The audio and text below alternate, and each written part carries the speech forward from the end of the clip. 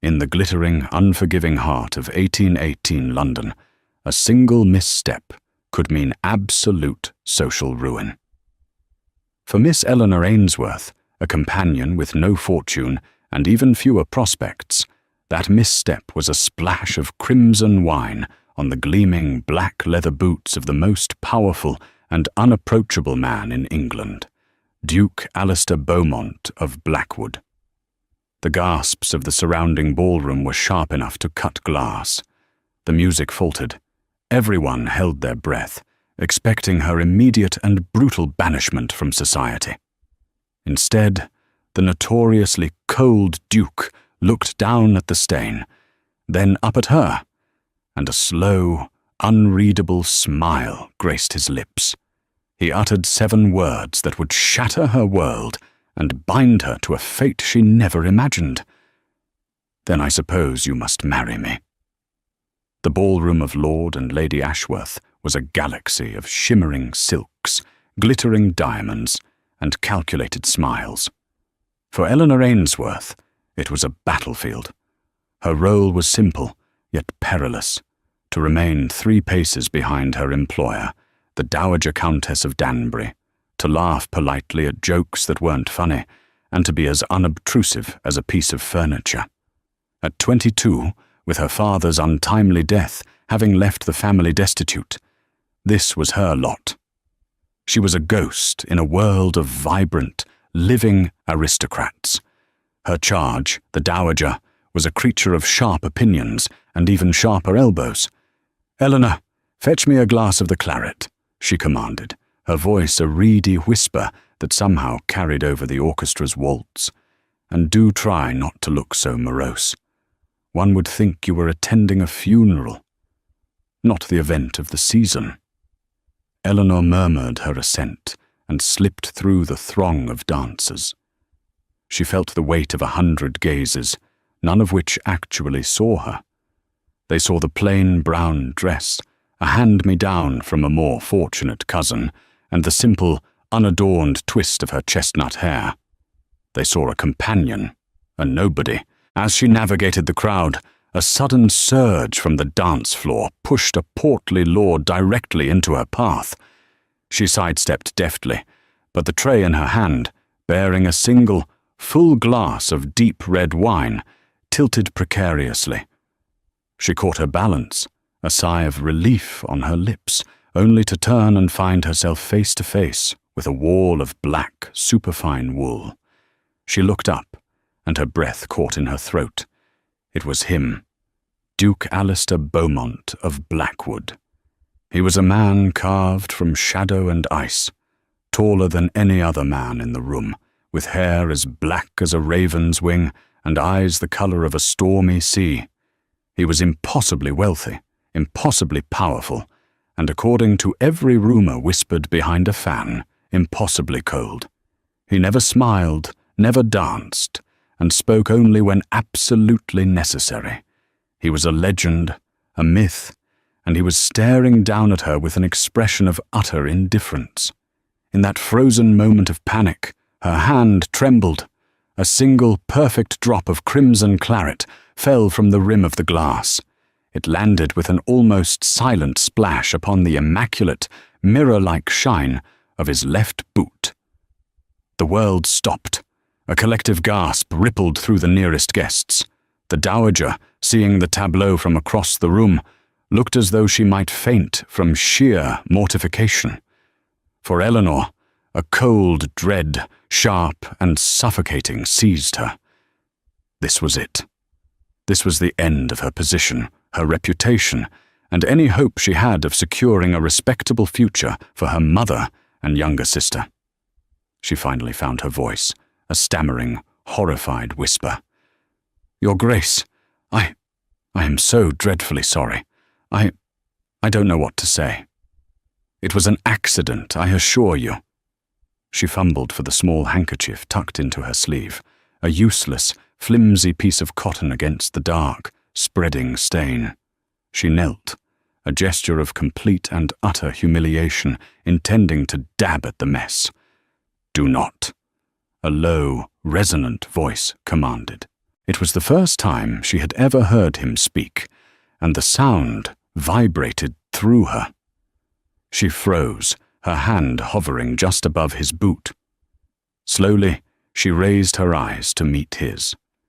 He was still looking down at her, but something in his expression had shifted. The cold indifference was gone, replaced by a flicker of something else. Curiosity? Amusement? He extended a hand, not to help her up, but to stop her. A handkerchief will do no good. The damage is done. "I will pay for the cleaning, Your Grace," she blurted out, knowing how ridiculous she sounded. Her yearly wages would likely not cover the cost of polishing his boots, let alone replacing them. "Or for new ones. Whatever you wish." A strange silence descended upon their small circle. The Duke's gaze was intense, analytical, as if he were solving a complex puzzle. He looked at the wine on his boot, then at her terrified, upturned face. Then, the impossible happened. The corner of his mouth twitched, and a slow, deliberate smile spread across his features. It was not a warm smile. It was sharp and calculating, and it sent a shiver down Eleanor's spine. Before the stunned onlookers, Duke Alistair Beaumont of Blackwood spoke again, his voice clear and carrying in the sudden hush. "New boots will not suffice, Miss Ainsworth," she breathed, her heart hammering against her ribs. "Eleanor Ainsworth." "Miss Ainsworth," he repeated, the name tasting foreign and strange on his lips. "Such a public slight requires a more significant form of restitution. Yes, I think a grander gesture is in order." He paused, letting the tension build to an unbearable peak. "Then I suppose you must marry me." The Duke's words hung in the air, thick and unbelievable. Laughter, sharp and incredulous, rippled through the crowd before it died away, strangled by the look of utter seriousness on the Duke's face. He was not joking. The man who never smiled had just made the most ludicrous proposal in the history of the London season, and he looked as though he were discussing the weather. Eleanor remained on her knees, staring up at him, certain she was in the grip of a fever dream. "Pardon me, Your Grace," she stammered. "I must have misheard you." "My hearing is impeccable, Miss Ainsworth, and I suspect yours is as well," he said coolly, his smile vanishing as quickly as it had appeared. He offered her his hand. This time, it was an invitation to stand. Numbly, she placed her trembling fingers in his. His grip was firm and surprisingly warm. He pulled her to her feet with an effortless strength that left her feeling weightless and dizzy. He turned to the gawking crowd, his voice now laced with steel. "The ballroom has grown rather stuffy. I believe Miss Ainsworth and I require some air." It was not a request. It was a royal decree. The sea of aristocrats parted for them, as if by magic. Alistair did not release her hand. He kept it tucked firmly in the crook of his arm, leading her from the ballroom, past a thunderstruck dowager, and out onto a deserted stone terrace overlooking the gardens. The cool night air was a shock to Eleanor's heated skin. The distant sounds of the orchestra were a strange counterpoint to the frantic beating of her own heart. "Your Grace," she began, pulling her hand away once they were alone. This is absurd. It must be some cruel jest." "I do not jest, Miss Ainsworth," he stated, turning to face her. The moonlight carved his features into stark, handsome lines. "I am in need of a wife. You are in need of... well, let us say you are in need of an alternative to your current station. I am offering one." Eleanor stared at him, her mind racing. This made no sense. He was the Duke of Blackwood. He could have any woman in England, any blue-blooded, diamond-dusted debutante he desired. Why her? A penniless companion who had just humiliated herself by staining his boots. "Why?" she asked, the single word filled with a universe of confusion. "Why me?" "Because you are perfect," he said, with no trace of romance in his tone. It was a statement of fact. "You have no significant family to meddle in my affairs. You have no fortune, so you will be beholden to me. You are intelligent enough to understand an arrangement, yet you are not so deeply embedded in the ton that you have your own complicated alliances. And you are here now. It is efficient." Efficient. He spoke of marriage as if it were a business transaction. Eleanor felt a surge of indignation. "You can't be serious. You would marry a complete stranger based on a list of convenient qualifications? It is precisely because you are a stranger that it will work," he countered, his stormy eyes never leaving hers. "I have no interest in a love match, Miss Ainsworth.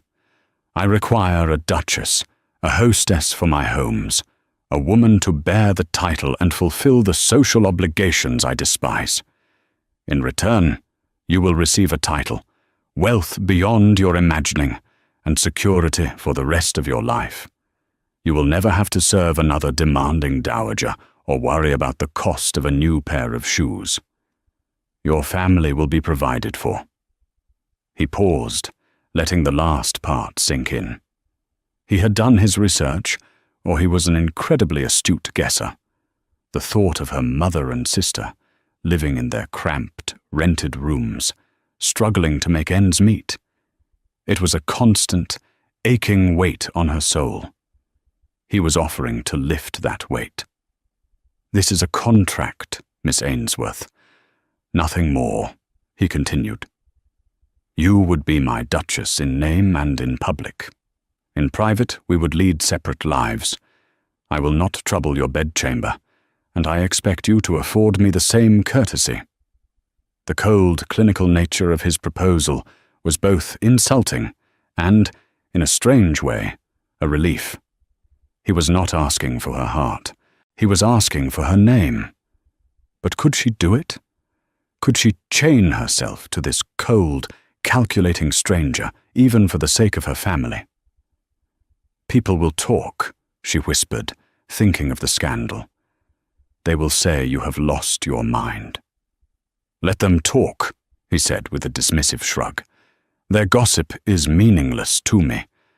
I will announce our engagement tomorrow. I will say I was struck by your spirit and have been admiring you from afar. It's a ridiculous fiction, but it is the sort of fiction this society adores. They will believe it because they have to.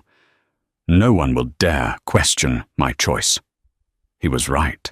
His power was absolute. He could rewrite reality with a single pronouncement. Eleanor looked out at the dark, manicured gardens. Her whole life had been a series of closed doors. She had dreamed of love, of a partnership with a kind man, of a life filled with warmth and affection. This offer was the antithesis of all her dreams. It was a gilded cage, a prison of wealth and titles, but it was also a lifeline. It was a chance to save her family, to escape the daily humiliations of her existence. I need to think," she said, her voice barely audible. "You have until dawn," Alistair replied, his tone final. "A carriage will be sent to your employer's residence at 7 o'clock. If you are in it, I will have my answer. If you are not, I will assume you prefer your life as it is, and we shall never speak of this again. I will even forget the matter of my boot." He gave a slight, formal bow, turned on his heel, and walked back into the glittering ballroom, leaving Eleanor alone on the terrace with the moon, the stars, and the weight of an impossible choice. Eleanor did not sleep. She spent the night staring at the ceiling of her small, cold attic room at the dowager's residence, the Duke's words echoing in her mind. A contract. Separate lives. Your family will be provided for. Each phrase was a push and a pull, a temptation and a warning, By the time the first grey light of dawn seeped through her window, she had made her decision. It was not a choice for herself, but for her mother and sister, Sarah. She would step into the gilded cage. At precisely 7 o'clock, a sleek black carriage bearing a ducal crest of a wolf's head appeared on the street below. Her heart pounded as she descended the stairs, carrying a small, worn satchel containing all her worldly possessions. The dowager met her in the foyer, her face a mask of bewildered fury. "What is the meaning of this, Eleanor? The Duke's footman delivered a note. He has purchased your contract of employment from me. He speaks of an engagement. You will be the laughingstock of London." "Perhaps," Eleanor said, her voice calmer than she felt. "But I will be a wealthy laughingstock, and my family will be secure. Thank you for your employment, Lady Danbury." For the first time, Eleanor walked out the front door without looking back. The carriage ride to Blackwood House, the Duke's London residence, was a journey into another world. The city shifted from modest townhouses to opulent mansions. When the carriage stopped before a towering edifice of pale stone, guarded by immense iron gates, Eleanor felt a fresh wave of intimidation. Alistair was waiting for her in a vast, dark wood library that smelled of old leather and beeswax. He was not dressed for a ball, but in a simple white shirt and dark riding breeches, and he looked younger, more approachable, yet no less imposing. "You came," he said. It wasn't a question. "I did," she confirmed, clutching her satchel. "On the condition that my family is cared for. I want a house for them, in the country, and a stipend that ensures they never want for anything." "It is already done," he said, gesturing to a chair.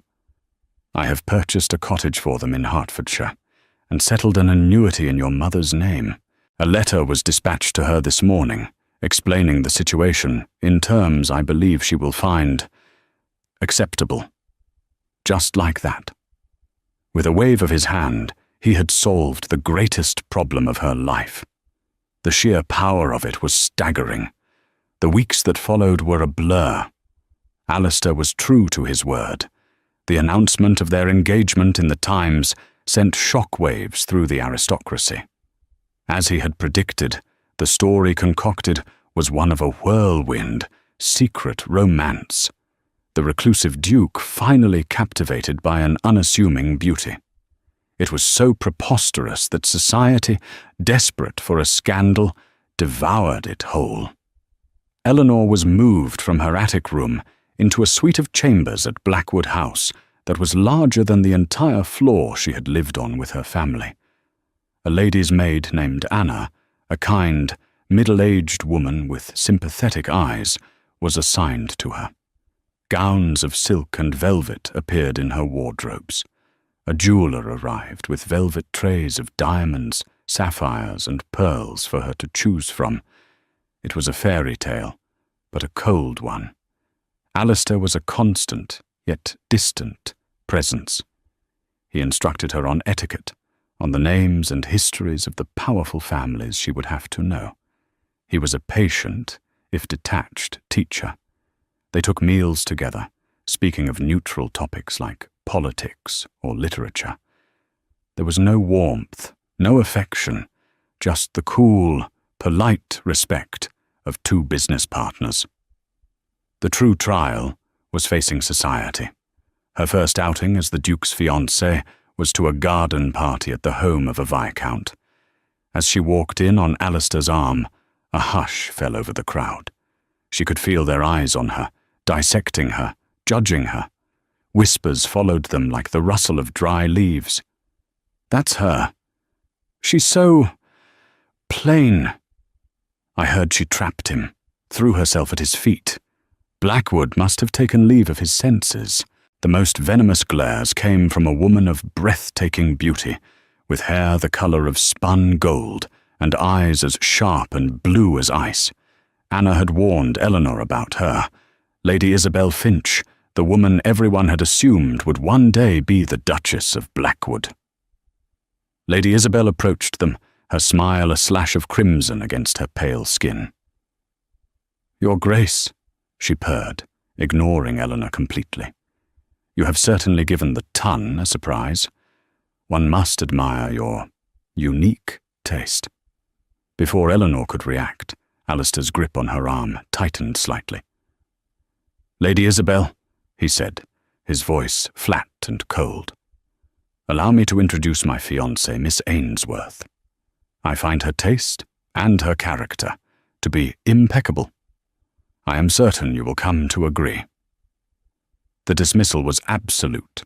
Lady Isabel's smile faltered, and a flash of pure hatred sparked in her eyes as she looked at Eleanor. It was a declaration of war. Later that evening, as Eleanor was preparing for bed, she looked at her reflection in the grand, gilt-edged mirror. She was wearing a nightgown of the finest silk, a string of pearls still cool against her neck. She was living a life she couldn't have dreamed of, but she had never felt more alone.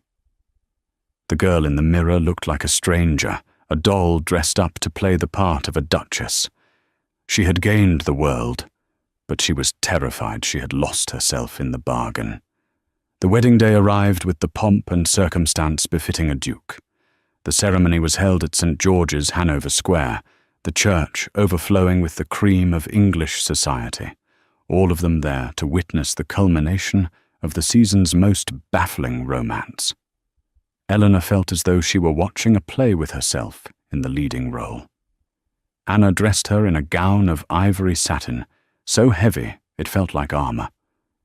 The Beaumont diamonds, cold and brilliant, were clasped around her neck.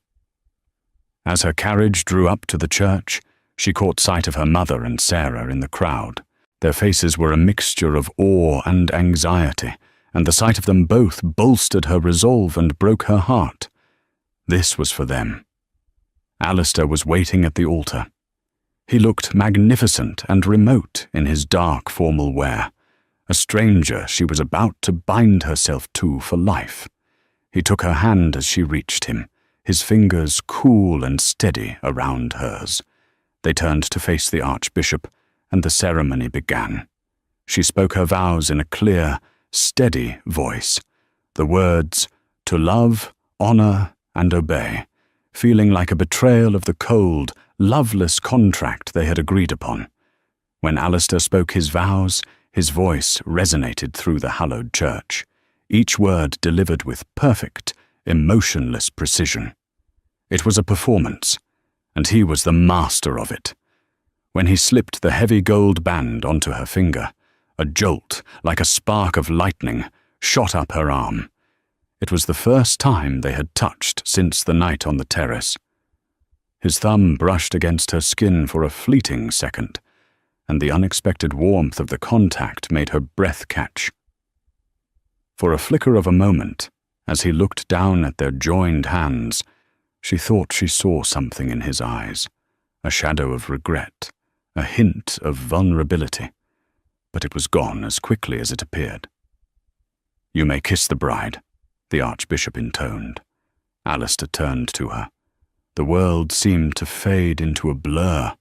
There was only his face, his stormy eyes searching hers. He leaned in and his lips brushed against hers. It was not a passionate kiss, nor was it entirely chaste. It was brief, firm, and shockingly gentle. It tasted of mystery and unspoken promises, a silent acknowledgement of the strange pact that now bound them. The reception at Blackwood House was a grand, impersonal affair. Eleanor stood by his side for hours, accepting congratulations from people whose names she instantly forgot, smiling until her face ached. Lady Isabel Finch was there, a viper in emerald green, her eyes following Eleanor's every move. Finally, long after midnight, the last guest departed. The great house fell silent. The performance was over. A housemaid led Eleanor to the Duchess's chambers, a suite even more opulent than the one she had occupied as a fiancée. Anna was there to help her out of her heavy gown. "You were wonderful, Your Grace," Anna said softly, her kindness a balm on Eleanor's frayed nerves. "Thank you, Anna. Please call me Eleanor when we are alone." "As you wish, Aile." "Your Grace," Anna corrected herself with a small smile. Once she was in her nightgown, Anna curtsied and left, closing the door softly behind her. Eleanor was alone. She walked to the window, looking out over the sleeping city. She was the Duchess of Blackwood. The words felt hollow. A soft knock came at the door connecting her chambers to the Duke's. Her heart leaped into her throat. She had assumed he would honor their agreement and leave her be. "Come in," she called, her voice trembling slightly. Alistair entered. He had removed his jacket and cravat, his shirt open at the collar. He looked less like a duke and more like a man. He held 2 glasses of wine. "I thought we should toast our successful enterprise," he said, his voice low. He handed her a glass. "To the arrangement," she said, raising her glass with a hand that wasn't quite steady. "To the arrangement," he echoed, and they both drank. The silence stretched between them, thick with unspoken questions. "Your chambers are to your satisfaction?" he asked, a strangely formal question for a husband to ask his wife on their wedding night.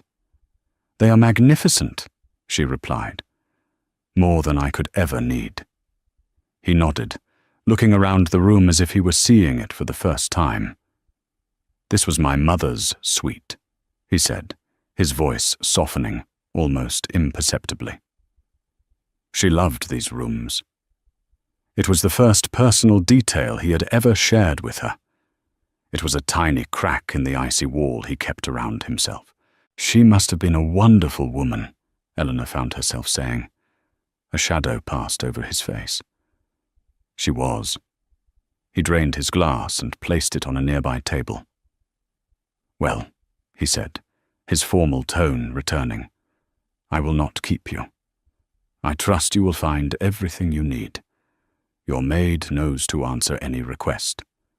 He turned to leave, and Eleanor felt a sudden, inexplicable urge to stop him. "Alistair," she said, using his given name for the first time.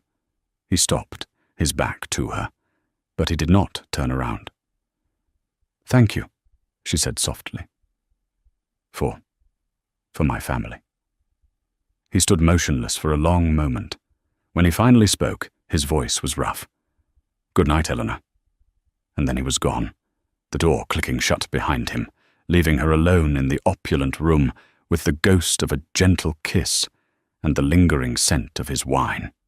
The marriage was a sham, but the man, she was beginning to realize, was far more complex than she had ever imagined.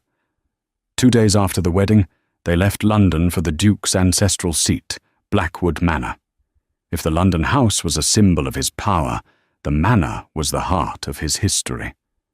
It rose from the rolling green countryside like a Gothic giant, a magnificent, sprawling estate of grey stone, ivy-clad towers, and hundreds of mullioned windows that glittered in the sun like watchful eyes. It was breathtakingly beautiful. But as they drew closer, Eleanor felt a palpable sense of melancholy hanging over the place.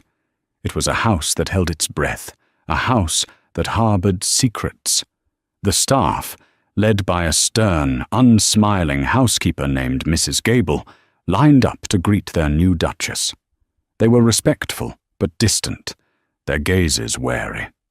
Eleanor understood. To them she was an interloper, a stranger of common birth who had somehow ensnared their duke. Alistair was different here. In London, he was a powerful figure in a sea of powerful men. Here, he was a king in his own realm. The weight of his lineage seemed to settle more heavily on his shoulders. He became even more remote, spending his days locked in his study or riding out across the vast estate alone. He was courteous during their shared dinners, but his thoughts were clearly 1,000 miles away. Left to her own devices, Eleanor began to explore. The manor was a labyrinth of grand halls, dusty libraries, and endless corridors lined with the portraits of Beaumont ancestors, their painted eyes following her every move. She felt like a ghost, haunting the edges of a life that was not her own. Her attempts to assume the duties of a duchess were met with polite but firm resistance from Mrs. Gable. "His Grace has always preferred things done a certain way, Your Grace," the housekeeper would say, effectively shutting down any suggestion Eleanor made. She was the Duchess, but she had no authority, no purpose. One rainy afternoon, seeking refuge from her own loneliness, Eleanor found herself in a long, disused gallery in the East Wing. The furniture was draped in white cloths, and the air was thick with the scent of dust and decay. It was here she found it, a single portrait, unlike the others. It was not of a stern-looking duke or a bejeweled duchess.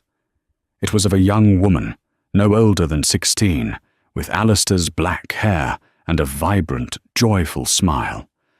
But it was her eyes that captivated Eleanor. They were the same stormy sea grey as Alistair's. But where his were filled with shadows, hers danced with light. There was no nameplate beneath the painting. It was simply a portrait of a forgotten girl. Later that evening at dinner, Eleanor decided to breach the wall of silence between them. "I was exploring the East Gallery today," she said, her voice sounding overly loud in the cavernous dining hall. "I found a beautiful portrait of a young woman." Alistair, who had been staring into his wine glass, froze. The fork in his hand stilled. He slowly raised his head, and his eyes were chips of ice. "That wing is kept closed for a reason." "I apologize," she said quickly, taken aback by the venom in his tone. "The door was unlocked. I was just curious. She looked so much like you. Was she your sister?" The silence that followed was heavy and terrifying. For a moment, she thought he would not answer. When he did, his voice was a low, ragged whisper. "Her name was Lillian, and you will not speak of her again. Do you understand?" The raw pain in his voice was so profound that it stunned her. This was the source of the house's sadness. This was the heart of his frozen grief. "Yes," she whispered back. "I understand." He pushed his chair back, the legs scraping harshly against the stone floor.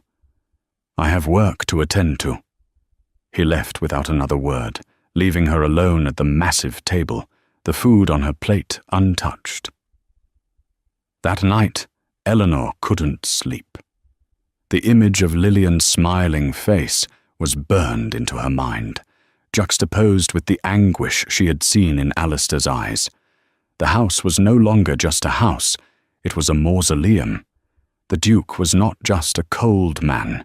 He was a man consumed by a sorrow so deep he had sealed off entire sections of his home and his heart to contain it. Driven by a need she didn't understand.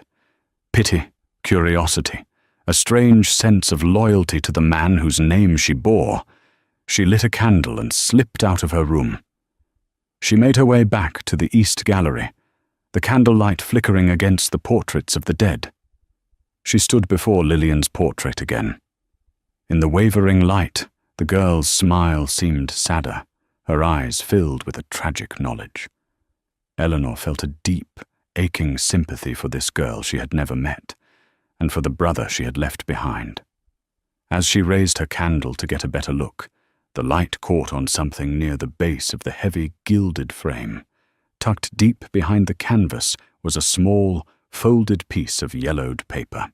Her hands trembling, Eleanor carefully worked it free. It was a letter. The ink faded with time. She unfolded it, her heart pounding.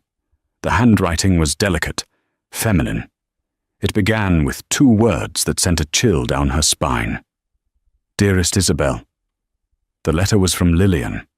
It was dated nearly 5 years prior and was written in the breathless, enthusiastic prose of a 16-year-old girl.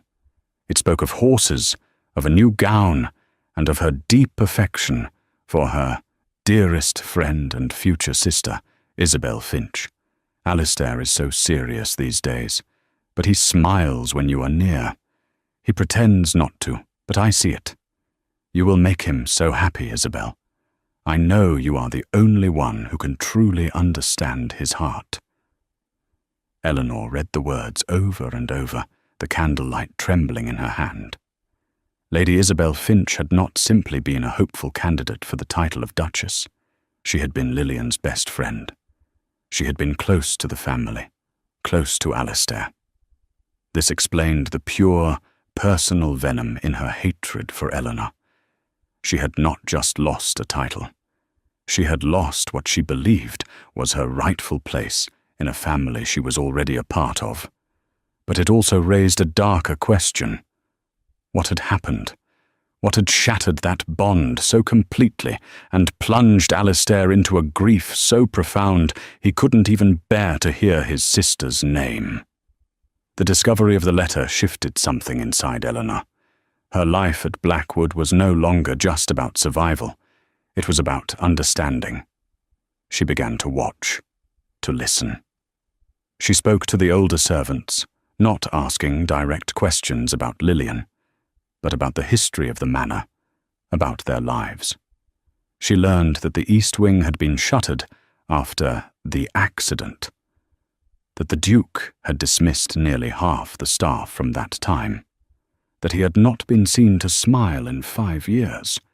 Her quiet persistence began to thaw the icy demeanour of the staff. Anna, her lady's maid, started offering small tidbits of information.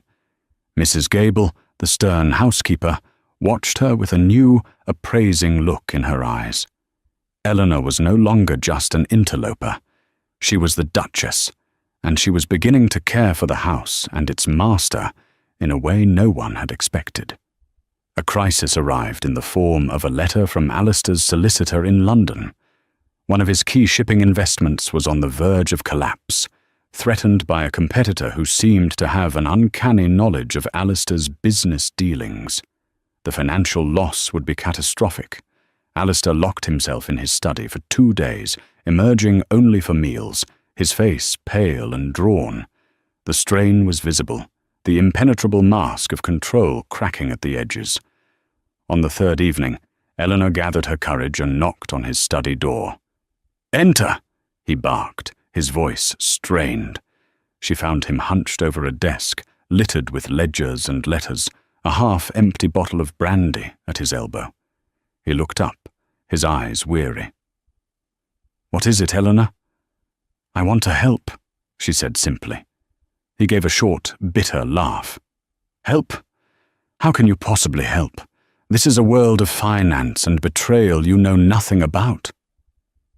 "My father was a merchant before he lost everything," she countered, stepping further into the room. "He taught me how to read a ledger. He taught me to look for patterns, for things that don't belong. Perhaps a fresh set of eyes."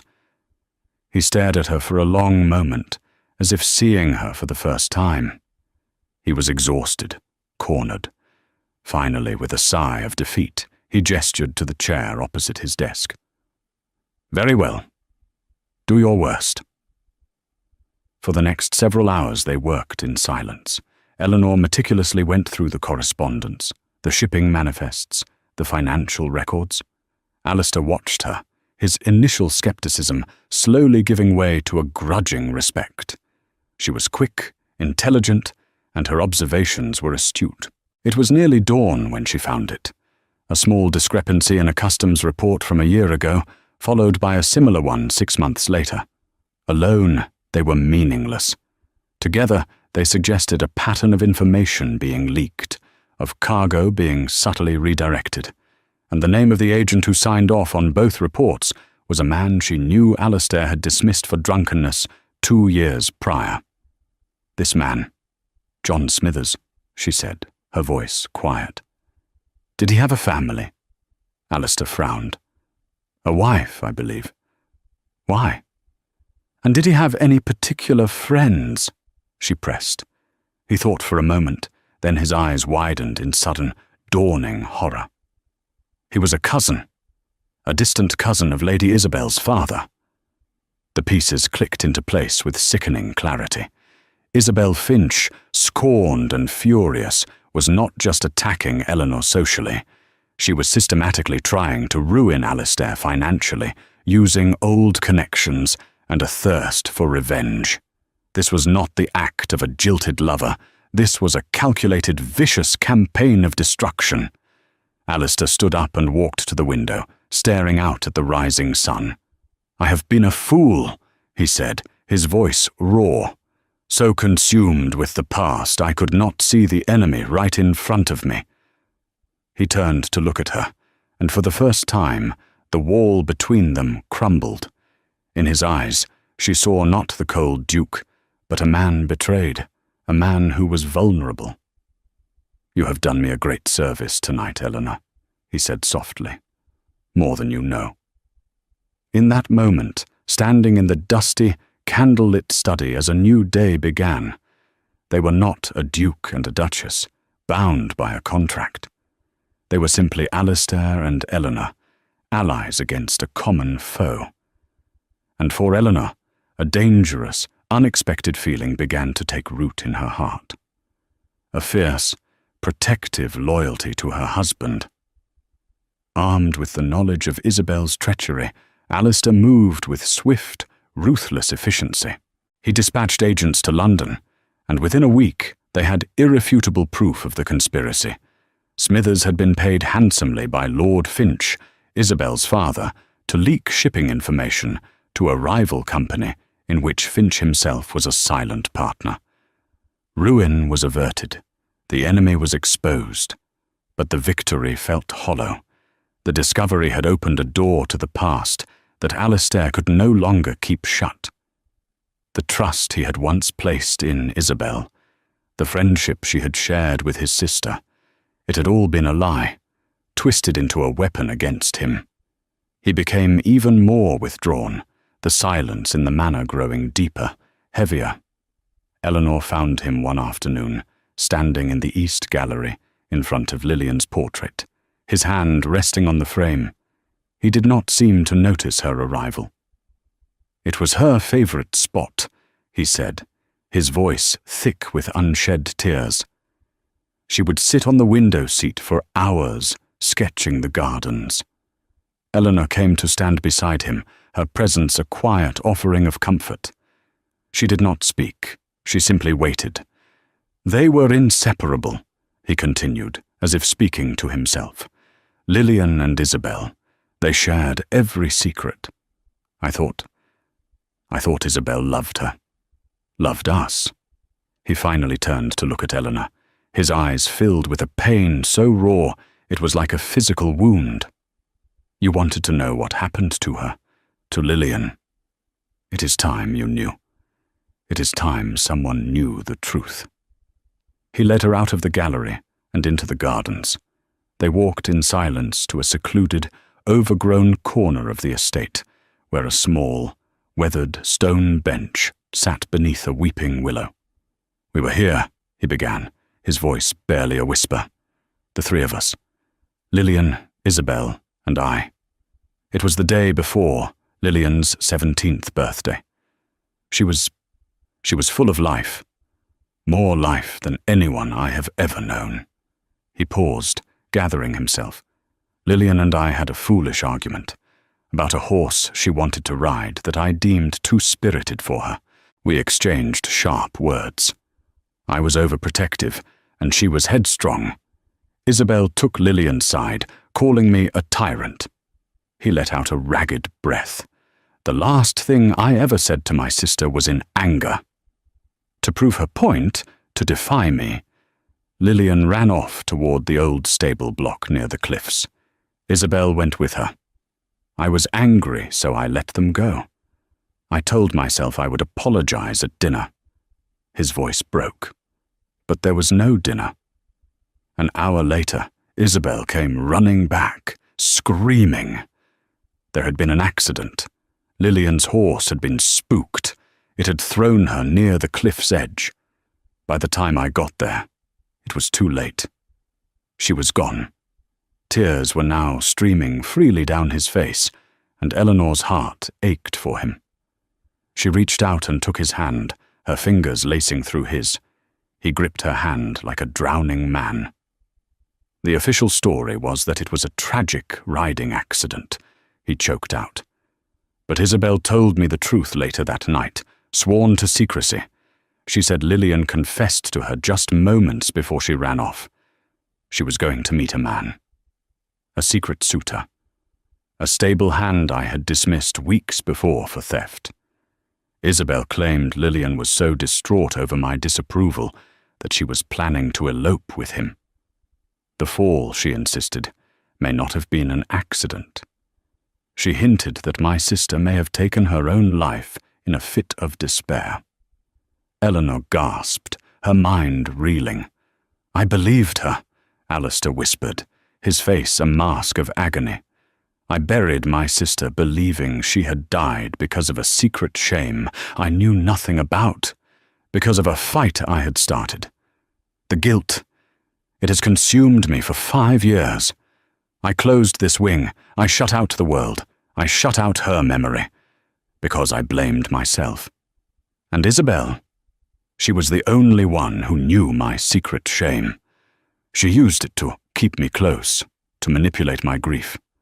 She always knew just what to say to twist the knife. Eleanor's mind flashed to the letter. Dearest Isabel, Alistair is so serious. You will make him so happy. It was the letter of an innocent girl, not one on the verge of a scandalous elopement. Nothing made sense. Alistair, Eleanor said, her voice firm, pulling him back from the edge of his despair. I don't believe it. He looked at her, his eyes clouded with confusion. What? I don't believe Lillian would do that. And I don't believe Isabel was telling you the truth, she said, her conviction growing. She has already proven she is capable of profound deceit. Why would this be any different? She told you a story that would cripple you with guilt, making you dependent on her silence and her comfort. She has been feeding on your pain for years. A flicker of doubt, the first in 5 years, entered Alistair's eyes. The version of events he had accepted for so long was being challenged. The foundations of his grief were beginning to crack. There is more to this story, Eleanor insisted, her grip on his hand tightening. And we are going to find it. For Lillian. And for you. For the first time since she had met him, Alistair looked at her, not as a convenience, not as an ally, but as a beacon of hope in a darkness he had thought was endless. He had married her to create a barrier against the world, but she had just become the one person capable of breaking down his walls. Eleanor's words ignited a new purpose in Alistair. For 5 years, he had been a prisoner of Isabel's narrative. Now, he was a man seeking the truth. Together, they began to piece together the events of that terrible day, not as they had been told, but as they might have actually happened. The key was the stable hand Lillian had supposedly planned to elope with. Alistair, through his network of agents, managed to locate the man. Thomas, now living a quiet life as a blacksmith in a northern village. Alistair and Eleanor travelled there together, unannounced. They found Thomas in his forge, a solid man with honest eyes and work-roughened hands. At the sight of the Duke of Blackwood, fear and surprise warred on his face. Your Grace, he stammered, bowing awkwardly. We are not here to cause you trouble, Thomas, Alistair said, his voice steady. We are here to ask you about my sister, Lillian. Thomas's face softened with a sad nostalgia. Lady Lillian. She was the kindest soul at the manor. Always had a friendly word. She loved the horses more than anyone. Were you in love with her? Eleanor asked gently. Thomas looked shocked, then shook his head vehemently. Good heavens, no, Your Grace. I mean, she was a fine lady. But I knew my place. Besides, I was already courting my Mary then. Lady Lillian knew. She used to tease me about it. Alistair's face went pale. I was told she was planning to run away with you, that she was meeting you on the cliffs the day she died. Thomas's brow furrowed in confusion. Meet me? Your Grace, that's impossible. You dismissed me nearly a month before her accident. I was already here, in this village, setting up my forge. My wife, Mary, she can attest to it. The entire village can. The lie that had poisoned Alistair's life for 5 years was shattered in a single, simple statement. There was no elopement. There was no secret suitor. It was all a monstrous fabrication. Then why? Alistair asked, the words catching in his throat. Why would Isabel lie? And then Thomas's eyes filled with a distant, troubled memory. There was something odd, though, he said slowly. The week before I was let go. Lady Isabel, she offered me a great deal of money. To leave the country. She said Lady Lillian had developed an unseemly infatuation with me, and that it was best for everyone if I disappeared. I refused, of course. It wasn't true. And then, a few days later, a silver locket went missing from your mother's jewel box. It was found in my room. I swore I didn't take it, but no one believed me. I was dismissed. The final piece of the puzzle fell into place. Isabel, seeing a teenage crush, or perhaps even just a kind friendship between Lillian and the handsome stable hand, had become consumed with jealousy. She hadn't wanted to save Lillian from an infatuation. She had wanted to remove a perceived rival for Lillian's affection and attention. She had framed Thomas to get rid of him. Alistair, Eleanor said, her voice filled with dawning horror as she pictured the scene. Lillian must have found out. She must have discovered that Isabel framed Thomas. That's what your argument was about. Not a horse. It was about Isabel. Lillian was going to confront her, to expose her. And Isabel followed her to the cliffs to stop her. Whether Lillian's fall was a tragic accident during a heated argument, or something more sinister, they would never know for sure. But one thing was certain. Isabel Finch had built a throne of lies upon the grave of her supposed best friend and used Alistair's grief as its foundation. They returned to Blackwood Manor as the sun was setting, the truth a heavy but cleansing weight between them. That evening, Alistair didn't go to his own chambers. He knocked on Eleanor's door. When she opened it, he looked at her, his stormy eyes clear for the first time. It was never about a spilled glass of wine, was it? She asked softly. He shook his head, a small, sad smile on his lips. No, I saw you at the ball, before the wine. You were standing alone, and you didn't have that hungry, calculating look that every other woman in the room possessed. You looked real. And when you looked up at me after the accident, you weren't afraid of my title. You were just a person, horrified at having made a mistake. I was so tired of games, of lies. My proposal, it was a mad, desperate impulse to find something, anything, authentic. I had no idea I would find you. He stepped inside, closing the door behind him. He reached out and gently cupped her face in his hands, his thumbs tracing the line of her cheekbones. You saved me, Eleanor, he whispered. You walked into the darkness of my life, and you brought the light. You gave me back my sister.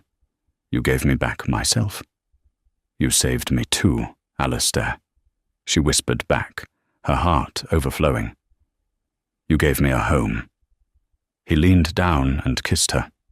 It was not the cold, formal kiss from their wedding day, nor the brief, gentle touch of a stranger. This kiss was filled with 5 years of unspoken grief, with gratitude, with the fierce, brilliant promise of a new beginning. It was a kiss of fire and truth, sealing not a contract, but a vow of love born from the ashes of a terrible lie. In the quiet of the Duchess's chambers, the Duke of Blackwood and his unlikely Duchess finally began their life together, not as partners in an arrangement, but as partners in everything.